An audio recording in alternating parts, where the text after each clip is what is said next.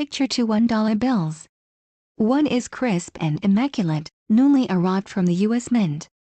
The other is crumpled and covered with crumbs and butchers. Each is worth exactly the same as the other.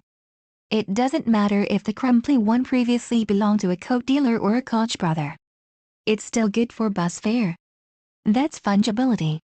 It's one of the essential properties of money that we take for granted. But in cryptocurrency, fungibility is at risk, thanks in part to the transparent nature of the blockchain, where wallet addresses are pseudonymous but the flows of funds between them are exposed for all to see. Last week brought a reminder of that risk when Bitfury, a startup, introduced Crystal, a set of software tools to help track illicit activity on Bitcoin's public ledger. As CoinDesk's Michael Del Castillo reported, the platform is Bitfury's attempt to help Bitcoin once and for all move past its association with black market transactions. Valery Vavilov, Bitfury's CEO, said Crystal will enable users to see if this Bitcoin address that you're getting money from is green or black. Stepping back, Bitfury, which started as a mining operation, is not the first company to offer this sort of snooping service. As CoinDesk's article noted, Chainalysis, Elliptic, and Scree, now a part of Block, are already in the market.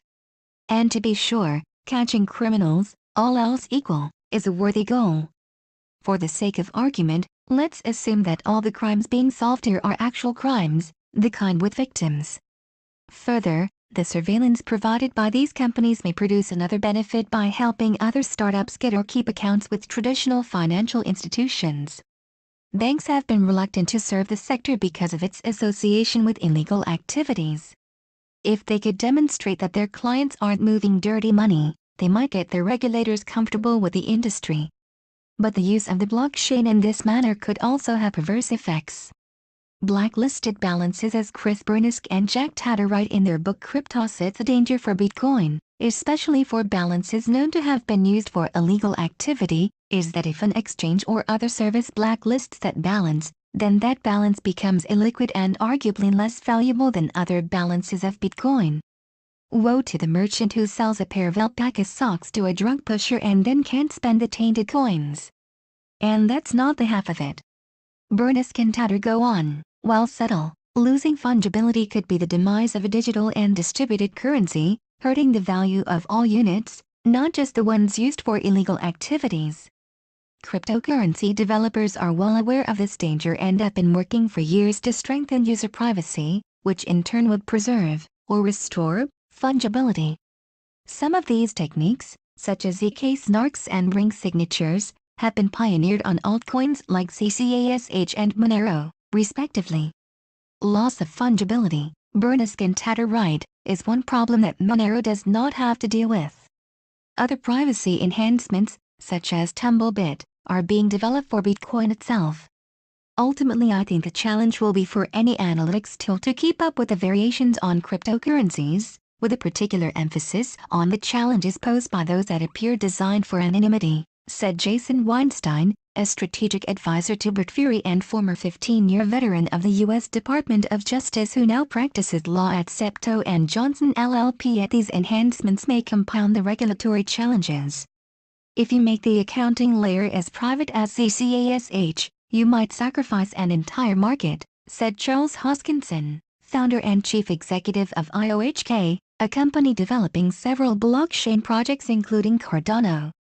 For example, Japan's Financial Services Agency, which must approve cryptocurrencies before they are listed on the country's licensed exchanges, may never list a token that's high privacy, he said.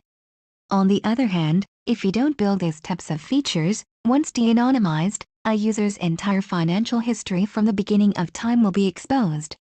That's worse than the conventional banking system, Hoskinson said. Double standard? All told, it seems that cryptocurrency is being held to a higher standard for clean money than fiat, at least the physical version. Very few people are reading serial numbers on dollar bills. To be fair, the comparison isn't apples to apples, since you can't zap a briefcase full of banknotes across the globe.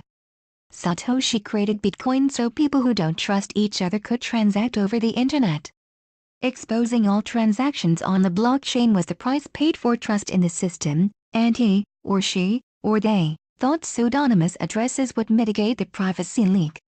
Radical transparency is often touted as a feature of blockchain technology, which it may well be for enterprises and governments. And in Bitcoin, it produces secondary benefits for ordinary users as well. For example, keeping an eye on withdrawals from an exchange's wallet may help spot a run.